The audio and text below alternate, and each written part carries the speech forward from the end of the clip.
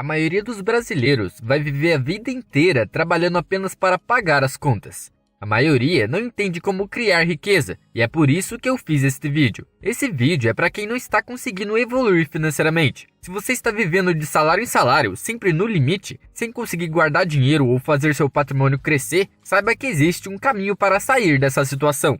A verdade é que a educação financeira nunca foi uma prioridade no Brasil. Ninguém te ensina na escola como administrar seu dinheiro, como investir ou como realmente construir riqueza. O resultado é que a maioria das pessoas trabalha a vida inteira, mas nunca sente que estão avançando. Mas nesse vídeo isso vai mudar. Eu vou te mostrar um plano passo a passo para construir uma riqueza real e duradoura. E acredite, você precisa apenas desse vídeo para mudar sua situação financeira. Vamos passar por 6 missões, e é de extrema importância que você realmente siga o passo a passo em cada missão. Sem mais delongas, vamos lá. Primeira missão: reprogramação. Nessa fase, vamos ter algumas etapas. A primeira delas é aceitar que as coisas precisam mudar. Chegou a hora de ter uma conversa séria consigo mesmo. Reflita sobre sua vida, sobre o futuro dos seus filhos e o que acontecerá se nada mudar. A verdade é que muitas pessoas se tornam muito boas em viver no estilo de vida pobre. Elas encontram um ritmo e, embora pareça difícil de acreditar, acabam se acomodando. Isso não significa que elas gostem ou aproveitem essa vida, apenas que não tem pressa para mudar. Mas para construir riqueza, isso precisa se tornar uma prioridade. Tudo relacionado ao estilo de vida pobre precisa mudar. E para muitos, isso significa abandonar sua identidade atual, o que pode ser bem desafiador. No entanto, essa versão de você precisa desaparecer. Depois disso, vem a segunda etapa: se distanciar de pessoas que atrapalham seu objetivo. Essa é talvez a coisa que mais melhora a sua vida, pois consegue melhorar tanto a sua situação financeira quanto a sua mentalidade. Eu lembro que o momento em que eu menos ganhei na minha vida foi quando eu estava próximo a pessoas que fumavam, bebiam até vomitar ou usavam drogas. Elas nunca pensavam em construir algo para si mesmas. Para elas é como se só existisse o hoje e nada mais. E beleza, cada um pensa do jeito que acha melhor. Mas se você quer realmente construir uma riqueza duradoura, precisa entender que o seu futuro é tão importante quanto o seu presente. Outro tipo de pessoa que te atrapalha são as que fazem questão de te colocar para baixo. Você conta uma coisa incrível que você fez e elas fazem de tudo para diminuir sua conquista. Ficar perto de pessoas assim meio que corta seu potencial. É como se essa pessoa estivesse te prendendo para você nunca ser melhor do que ela. Mas claro, vão ter algumas pessoas que são realistas e vão te dar críticas construtivas. Por isso, você precisa saber diferenciar quem é quem no seu círculo social. E a terceira etapa é mudar sua mentalidade. Alguns anos atrás, eu li um livro chamado Os Segredos da Mente Milionária, e ele mudou completamente a forma como eu enxergo o dinheiro. O principal ensinamento do livro é que a nossa relação com o dinheiro é determinada pela nossa mentalidade. Se você acredita que dinheiro é difícil de ganhar, que só pessoas desonestas enriquecem, ou que ser rico é errado, você vai se sabotar sem perceber. O autor Harvey Eker explica que todos nós temos um modelo financeiro interno, que funciona como um termostato. Se sua mente está programada para um certo nível de renda, mesmo que você ganhe mais dinheiro, vai acabar gastando tudo ou perdendo, porque sua mentalidade não está ajustada para administrar mais riqueza do que está acostumado. Por exemplo, se o seu termostato financeiro está ajustado para R$2.000 mensais, mesmo que você ganhe na loteria e fique milionário, em algum momento você voltará para os mesmos R$2.000 mensais. E há vários casos reais que provam isso. Pessoas que ficaram ricas por sorte, mas perderam tudo e voltaram a trabalhar nos mesmos empregos de antes. Só que o contrário também acontece. Se o seu termostato estiver ajustado para ganhar R$100.000 mensais, mesmo que sua empresa quebre e você perca tudo, de uma forma ou de outra, você vai encontrar um jeito de reconstruir sua renda. Meu ex-chefe, por exemplo, faliu 3 empresas, mas seu termostato financeiro era tão alto que ele simplesmente criava outro negócio e logo voltava a ganhar o que sempre ganhou.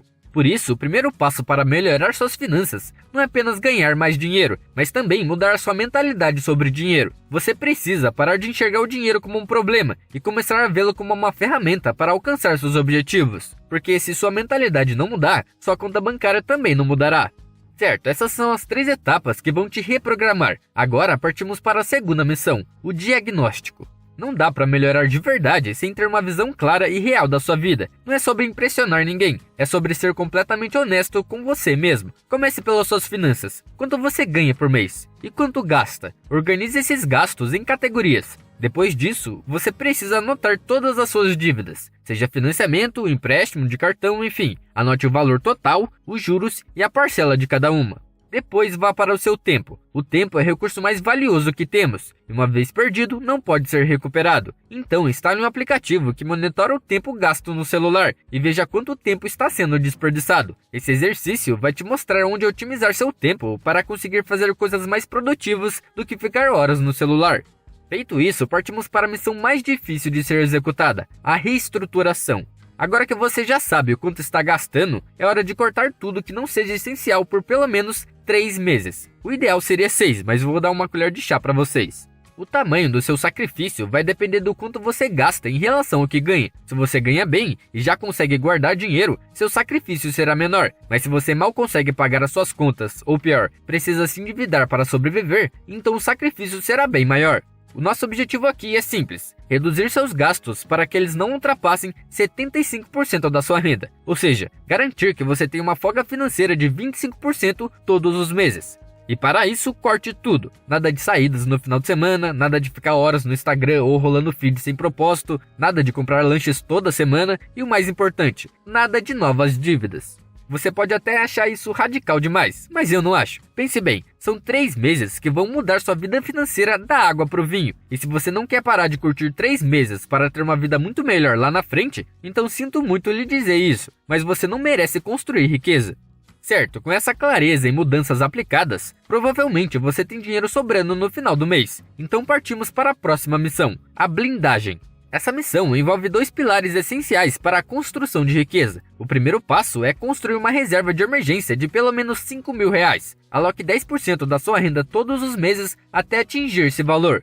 Esse dinheiro guardado vai te proteger caso aconteça algo inesperado na sua vida, como um carro quebrado, uma conta médica ou uma multa por ultrapassar o radar muito rápido. Essas coisas podem acontecer e se você não estiver preparado para isso, pode acabar se afundando em dívidas. E a segunda coisa é pagar todas as suas dívidas de juros altos. Infelizmente, o sistema financeiro foi feito para que você continue sempre endividado. Não é à toa que 77% das famílias brasileiras estão com algum tipo de dívida. Mas você está fazendo as coisas diferentes. Anotou todas as suas dívidas e está conseguindo fazer seu dinheiro sobrar no final do mês. Agora você vai alocar 15% da sua renda para o pagamento das suas dívidas. E existem 2 métodos bem comuns para lidar com as dívidas. O primeiro é o método Avalanche. Esse é o jeito mais lógico de eliminar dívidas, pois prioriza o pagamento da dívida com maior taxa de juros primeiro. Ou seja, se você tem uma dívida no cartão de crédito de 12%, uma de um empréstimo bancário de 5% e outra de um financiamento de um carro de 2%, você primeiro paga a do cartão, depois a do banco e só depois a do carro. O segundo método é o método Bola de Neve. Esse é o método mais psicológico. Aqui você começa pagando a menor dívida primeiro, independentemente da taxa de juros. Isso vai criar em você uma sensação de progresso mais rápido, o que vai te motivar a pagar mais dívidas. No caso do nosso exemplo, se a dívida do carro custasse R$2.000, a do banco estivesse em R$5.000 e a do cartão em R$8.000, então você primeiro paga a do carro, depois a do banco e só depois a do cartão. Os 2 métodos são ótimos, escolhe o que você acha melhor e vá pagando aos poucos. Após isso, seguimos para a 5ª missão, a construção. E aproveitando que você chegou até aqui, comente manga. Isso vai ajudar esse vídeo a chegar a mais pessoas. A missão 5 é bem interessante e desafiadora. Agora que você eliminou suas dívidas de juros altos e construiu sua reserva de emergência, chegou o momento de dar o próximo grande passo, fazer seu dinheiro trabalhar para você. Até aqui, você trocou o tempo por dinheiro. Você trabalhou, recebeu, pagou as contas, economizou e organizou sua vida financeira. Mas para construir uma riqueza de verdade, é preciso desvincular sua renda do seu tempo. Afinal, se você só ganha dinheiro enquanto está trabalhando, isso significa que no momento em que parar de trabalhar, sua renda também vai parar de chegar. E isso não é liberdade. Por isso, a partir de agora, os 15% que antes iam para quitar as dívidas e os 10% que você usava para construir sua reserva de emergência serão realocados para os investimentos. Isso significa que a partir de hoje, 25% da sua renda será destinada para construir sua liberdade financeira. E agora vem a grande questão: como investir esse dinheiro da melhor forma? Bom, existem 2 maneiras principais de desvincular sua renda do seu tempo. A primeira e mais eficiente é criar um negócio que funcione sem você. Porque pense comigo, se hoje você deixa de trabalhar, sua renda desaparece. Mas se você criar algo que pode ser vendido inúmeras vezes, sem precisar do seu esforço contínuo, você constrói um fluxo de renda que continua existindo mesmo sem o seu trabalho ativo. Isso pode ser feito de várias formas. Você pode criar um curso online, escrever um livro, compor uma música, criar um negócio digital automatizado. Enfim, existem inúmeras opções. Você só precisa ter o conhecimento para começar o negócio. Essa sempre será a melhor forma de enriquecer, porque não há limites para os ganhos. Se você acerta um modelo de negócio escalável, pode ganhar muito dinheiro sem precisar vender seu tempo diretamente. Mas, em compensação, aqui vai uma verdade nua e crua. Essa é, sem dúvidas, a forma mais difícil de fazer dar certo. Criar um negócio exige tempo, aprendizado, resiliência e muitas tentativas antes de funcionar de verdade. Por isso, enquanto você desenvolve essa estratégia no longo prazo, existe um segundo caminho mais acessível e previsível para gerar renda passiva. E eu estou falando do mercado financeiro. Essa é uma maneira muito mais simples de fazer o dinheiro trabalhar para você, pois em vez de depender exclusivamente do seu esforço, você investe em ativos que geram renda proporcional ao dinheiro aplicado. Quanto mais você investe, maior será seu retorno. Agora que você entendeu, eu vou te falar sobre os investimentos mais conhecidos no mercado, e você decide qual é melhor para você. O primeiro é a renda fixa. Se você quer um investimento que não oscile muito e que garanta um retorno previsível, a renda fixa é um bom lugar para começar. Aqui você empresta seu dinheiro para o governo ou para empresas e recebe juros em troca. Existem vários tipos de investimento em renda fixa, mas os mais comuns são o Tesouro Direto, onde você empresta dinheiro para o governo e recebe juros por isso, CDBs, onde você empresta dinheiro para um banco e recebe um retorno fixo ou variável, LCIs e LCAs, que é semelhante ao CDB, mas são isentos de imposto de renda, e as debêntures, onde você empresta dinheiro para empresas e recebe juros por isso. Por exemplo, se você investe R$1.000 no Tesouro Direto com retorno de 10% ao ano, no final do ano seu dinheiro vai virar R$1.100, e isso é praticamente garantido. Agora, sobre as vantagens da renda fixa, ela é bem mais segura do que os próximos investimentos que eu vou falar. É ideal para quem quer previsibilidade e também alguns investimentos têm isenção de imposto. Agora, sobre as desvantagens, é que o rendimento costuma ser muito menor do que os próximos investimentos que eu vou falar. E também, alguns produtos têm um prazo longo de resgate. Ou seja, se você precisar do dinheiro agora, você vai ter que pagar muita taxa em cima disso. Agora, sobre a minha opinião. Para começar, eu acho que a renda fixa é uma boa, mas se você quer realmente construir uma riqueza duradoura, então precisa saber sobre a renda variável. E o primeiro ativo da renda variável são as ações. Investir em ações significa se tornar sócio de uma empresa. Quando você compra uma ação, está comprando uma pequena parte daquela companhia. Então, se a empresa cresce e se valoriza, suas ações também aumentam de valor, e você pode vender no futuro por um preço maior do que pagou.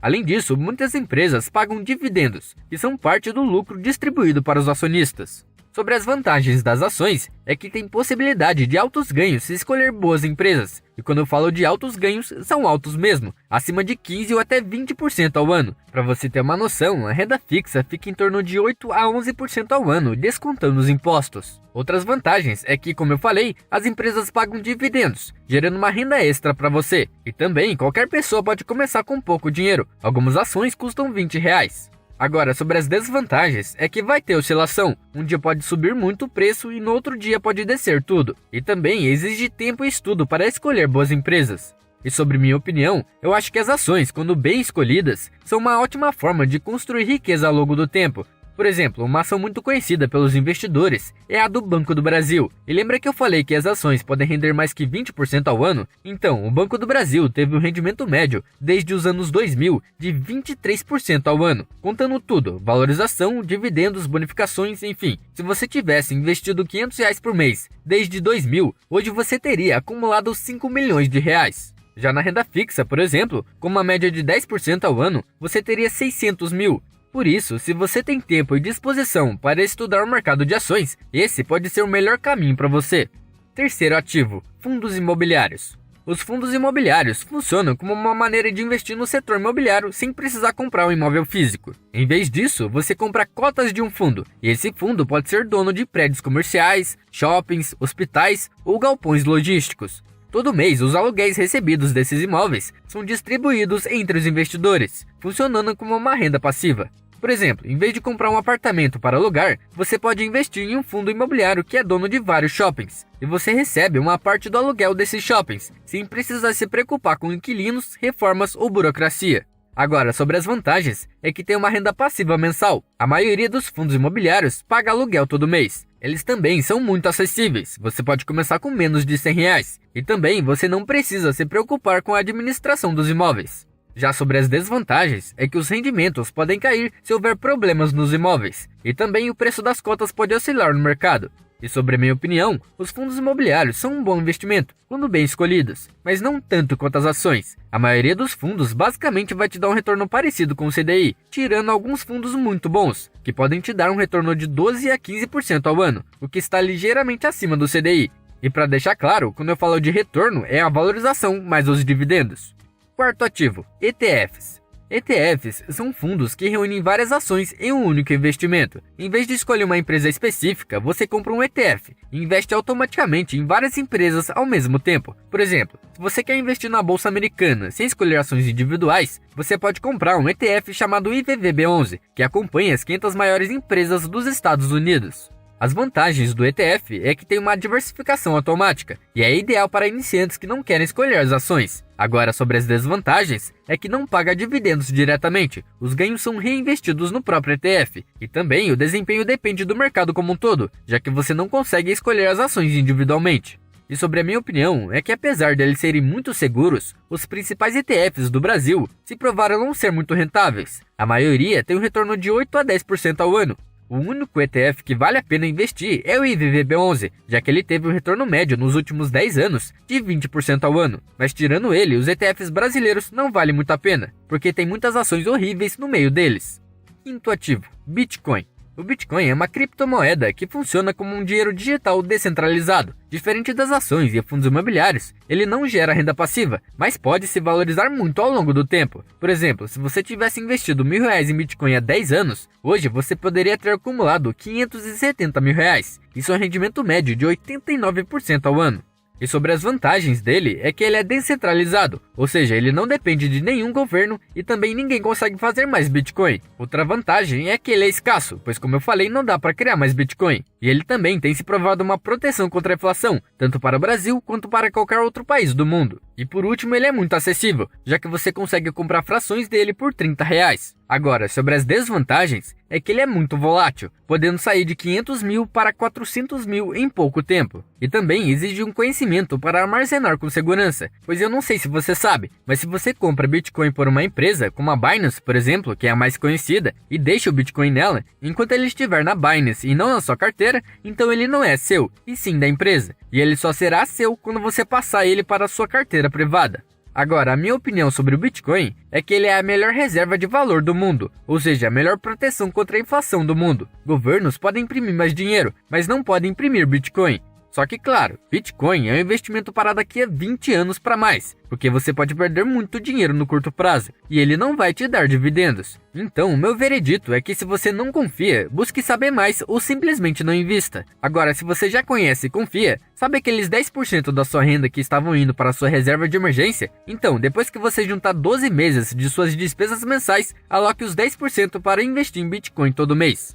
Com isso, acho que eu fiz um resumo completo para vocês sobre os investimentos mais conhecidos. E uma dica que eu dou, enquanto você não tiver conhecimento sobre os investimentos, fica na renda fixa, até você aprender. E por favor, não meta o louco. Dito isso, partimos para a última fase, a expansão.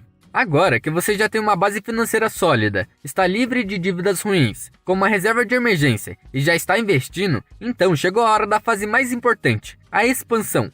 Nada do que foi feito até aqui terá impacto real se você não buscar crescimento contínuo. Construir riqueza não é apenas sobre cortar gastos ou investir, porque como eu falei antes, os governos sempre podem imprimir mais dinheiro, e fazendo isso eles causam a inflação. Para você ter uma noção, enquanto 5 kg de arroz hoje custa R$30, em 1999 custava R$3. Isso equivale a um aumento de preço de quase 9% ao ano. Agora pense comigo, se sua renda não aumenta e o preço das coisas sobem, isso significa que você está ganhando menos com o tempo. E isso para a construção de riqueza é um tiro no pé. Você até consegue construir uma riqueza dependendo do quanto ganha, mas será de uma forma bem lenta e talvez no final você nem aproveite.